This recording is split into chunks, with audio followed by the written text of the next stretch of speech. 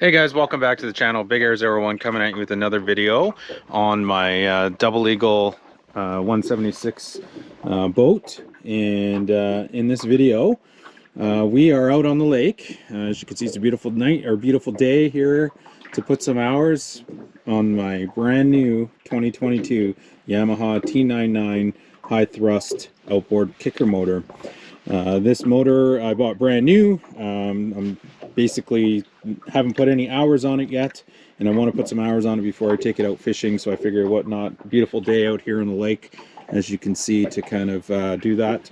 In this video, we're going to install some mods, and I'll show you the step-by-step of what I did in this to get it out here. And also I will put product descriptions and part numbers that I used down in the description below, so be sure to check that out. And at the very end of the video, we're going to do a quick review of it.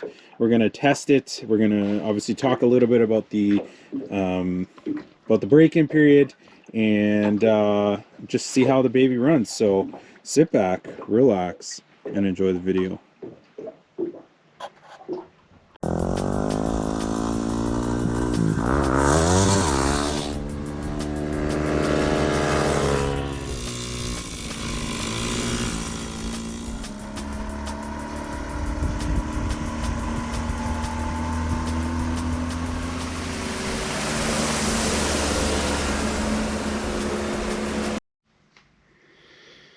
Okay, so the first mod that I'm going to do is we're going to install an hour meter, because I haven't put any hours on this motor yet.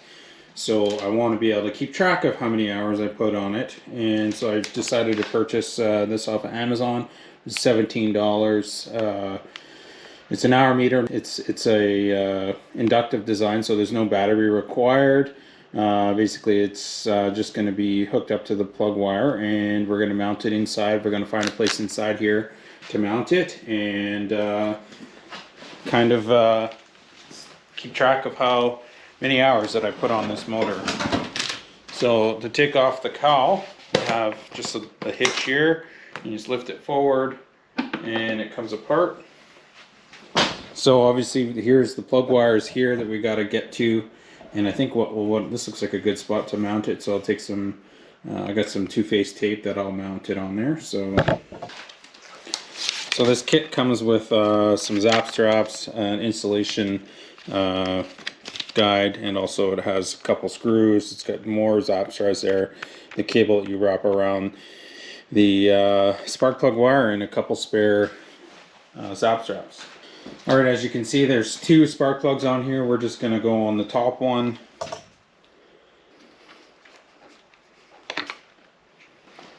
I'm actually going to basically get the wire on the bottom first, zap strap it on there.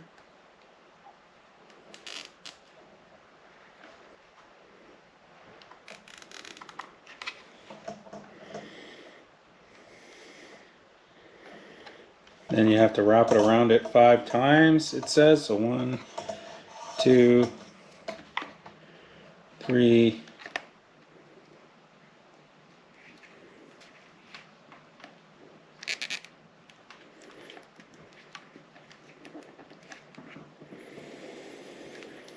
4. Okay, you can see I wrapped it around 5 or 6 times there, nice and tight against the wire. And now we'll just the top part mounted up here. So we're only going to here, so it's safe to say we can cut it there. Then it says to thread the wire into the back here. Okay, so I got some two-face tape. I'm just gonna, instead of using the screws and stuff like that, I'm gonna use just this two-face tape to help hold it in. And I'm just gonna mount it right here. As you can see, it's going to sit on top of the motor, so I'll be able to easily check it whenever I'm running it.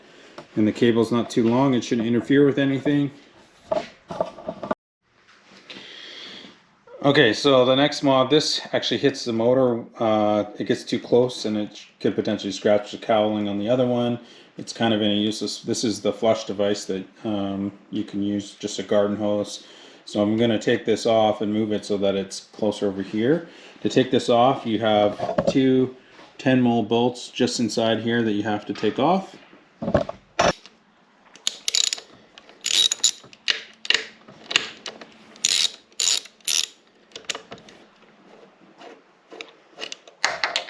Two.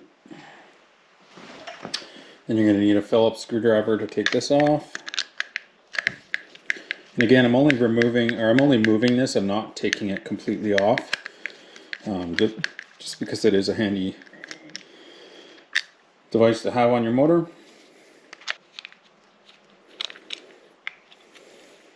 And we're going to leave this attached so no water gets in there. As you can see, it's just a plug anyhow, so we want to keep the water going in there when we're running it. So it's just an easy thing to leave. And then we'll zap strap it to here.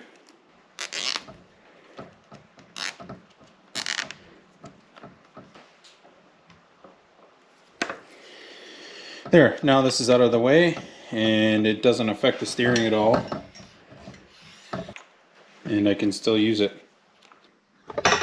Okay, so the next mod that I want to do is I'm going to remove this basically this is so you can put a lock through here, but this piece hits my steering on my main motor, and I've also got I have a full locking system that I'll put on here, which I'll show you in a little bit here in the video that I have for this, so that no one can steal these. But basically this is in the way, so I'm going to remove it. It looks like it's just one piece that comes off, so you have to remove this bolt to do that.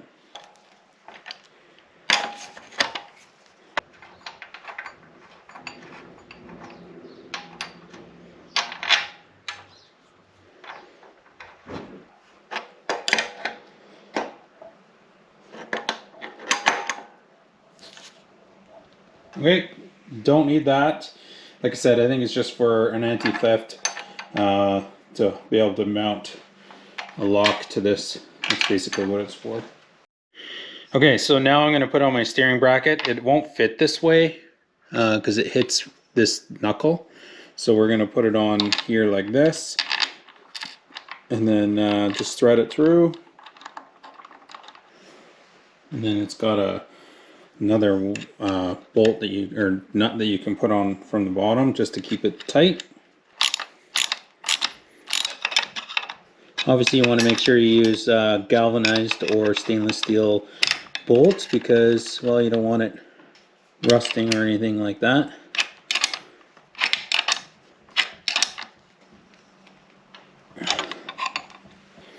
I got my nipple. This is for my old boat, but this should work for the new one.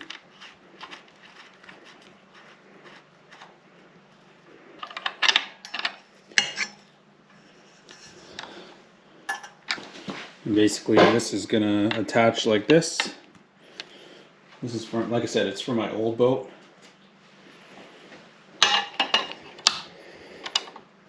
And we'll be able to steer it now from the main. Okay, so as you can see, I've got it all mounted now. I put my locking mechanism on there. It does, I'll show you when we're out on the water here, once we do the test on the motor itself, how it runs. But when I want to turn right, it will hit the well a little bit, but it should be fine.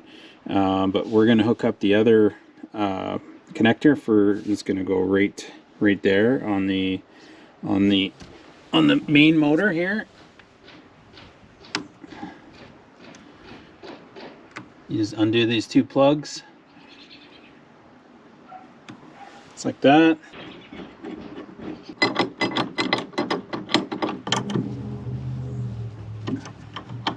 Okay, that's nice and tight.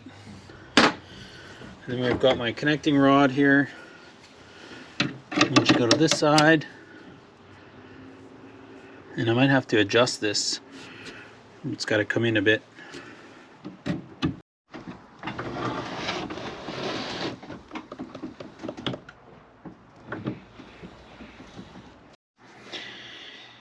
Okay guys, so to hook it up to your motor, your gas line, you want to make sure that you have the right connection going to the gas tank, and the right one going to, so you can see it has a gas can. This one goes, this end goes to your gas, and then that indicates, if you look on your pumper, it's got a directional arrow right there. I don't know if you can see it, that tells you which way the gas is to flow. And then on the other end you have, this is the connection to the motor itself. So I'm going to cut this end off here. I'm going to hook it up to the gas and route it through into the kicker. Alright, so as you can see, I've got the lines coming in from the motor. I've got this is the charging cable here, and then my fuel hose. The fuel hose is all zap tied, and it's basically tied into my water separator. And then I've ran the positive and the negative. I actually had to extend, you can see right here, I had to extend the cables because they were a little bit short to make it over here. And then I eventually am going to be doing a dual battery system, so stay tuned for that video. But and I'm going to clean up this mess right here of all just having just a single battery, and I'm going to do like fuse panel and switch and all that stuff. So yeah, last thing we're going to do now is we're going to put the prop guard on the motor itself. Okay, so here's the prop guard I'm going to put on. It's specifically for the T90. I'll put a link in the description down below as to, or the part numbers anyhow on the bottom. This is just the third point of attachment, just because it will stop the flexing and stuff like that, so it's a little bit extra. It's going to be pretty sweet. So basically we're going to drill 2 holes in here on each side and 1 hole in the skag. Okay, so the instructions say that it has to be at least ½ an inch away from the prop itself, like here and here and here and here, all the way around. And so I put some tape on here, so I'm gonna, when I drill it, it doesn't chip the paint on the actual motor itself. And then I put it directly in line like this with the prop. As you can see, it's completely in line with it. And so now I'm just gonna hole punch and we'll drill, and then we'll attach the bottom.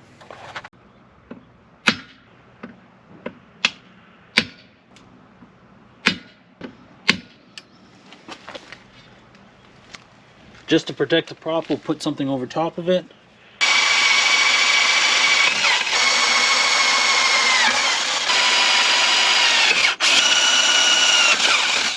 And just a little pilot hole, and then the final drill bit needs to be 1/4.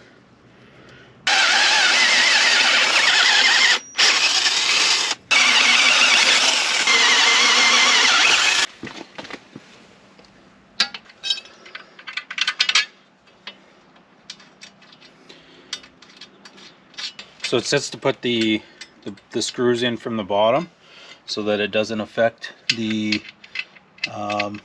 prop in any way.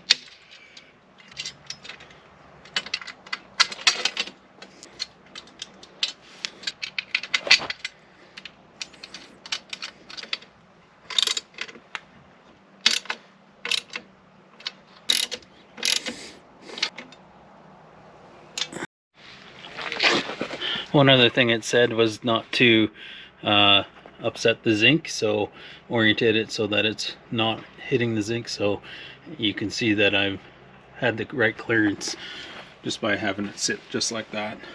Okay, so I put some tape on there just like that, just to hold it in place. And same thing as before, we're going to do a nice hole.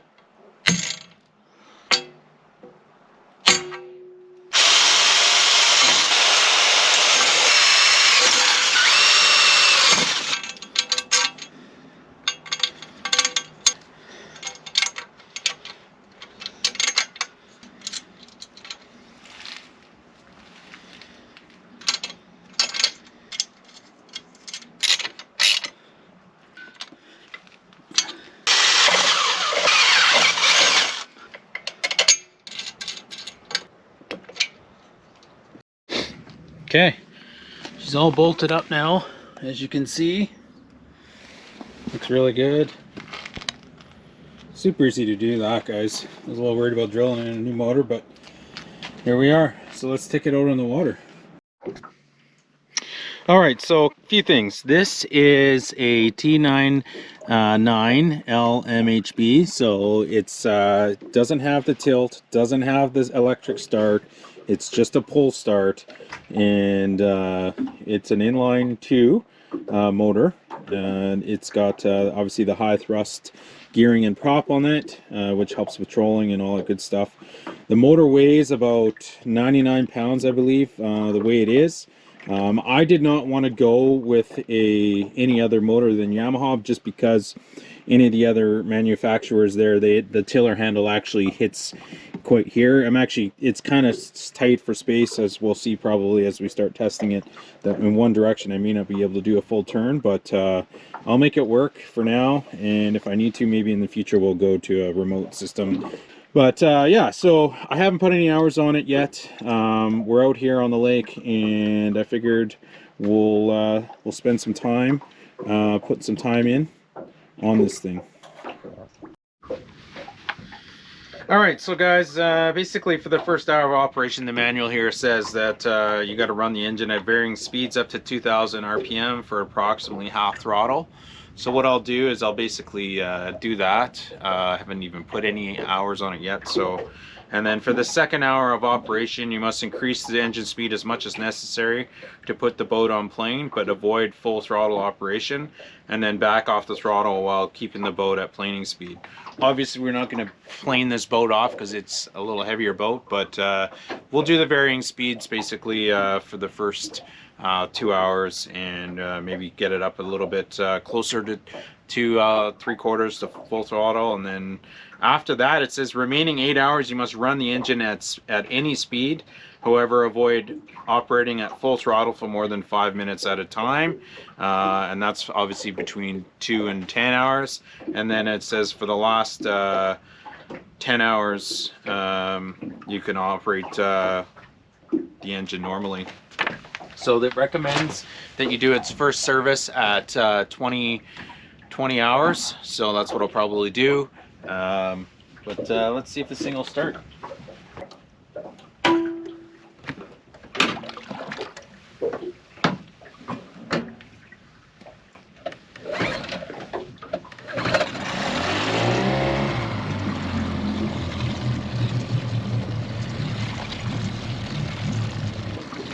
Alright guys, I'm not gonna bore you, but basically we're gonna steer it around here, see what kind of angles I can get in turning, and I'll spend the first hour basically up and down on the throttle, up to half throttle.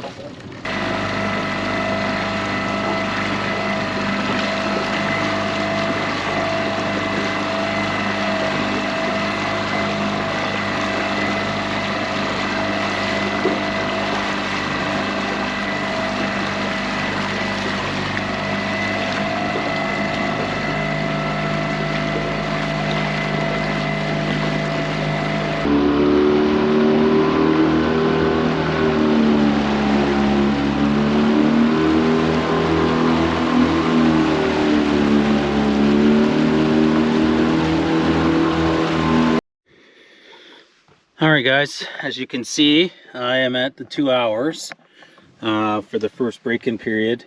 One of the things I've noticed with this thing, I'm not sure if I've got it set up right, but I might have to shorten this hose a little because it seems to be getting some sort of airlock in the fuel, and every once in a while it'll run out of fuel, which is really weird.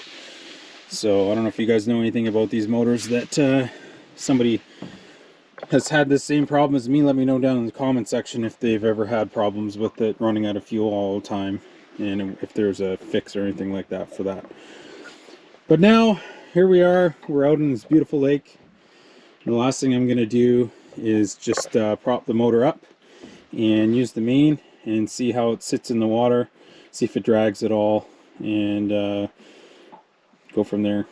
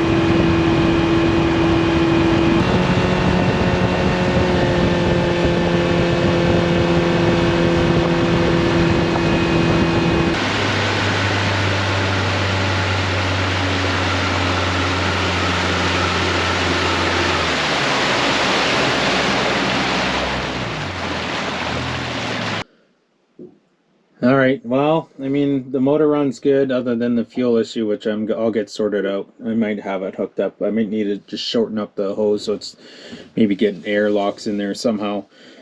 But anyway, she runs good. She sits well in the water.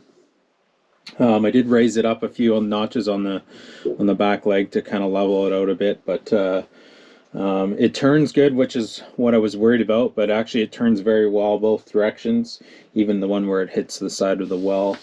And but she's a lot quieter and smoother than the other motors that I've had on in the past. So, but yeah, guys, if you really like this video, drop a like.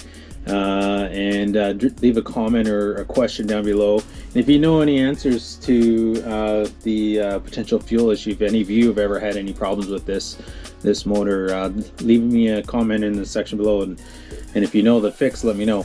And but yeah, I really appreciate all your guys' support, and stay tuned for future videos where I'm going to be doing a dual battery system setup on this boat. So stay tuned for that. And yeah. Thanks for watching.